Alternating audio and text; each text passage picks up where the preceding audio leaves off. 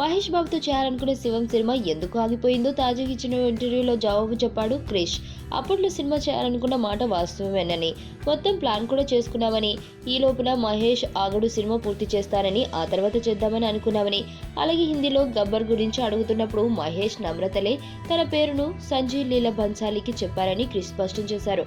అయితే అది పూర్తి చేసి రావడానికి తనకు 2 ఏళ్ల సమయం పట్టిందని, ఆ తర్వాత కంజన్ సినిమా చేయడం, ఇంతలో శ్రీమంతుడు ట్రాక్ లోకి మహేష్ వెళ్లడంతో అప్పుడు అనుకున్న కథను పక్కన పెట్టేశానని, మహేష్ కోసం మరో స్క్రిప్టును అనుకుంటున్నానని, మహేష్ తో ఖచ్చితంగా ఓ సినిమా చేయాలనుందని తన అనుభూతులను శివం సినిమా స్క్రిప్ట్ మిస్టరీని బయటపెట్టారు క్రిష్.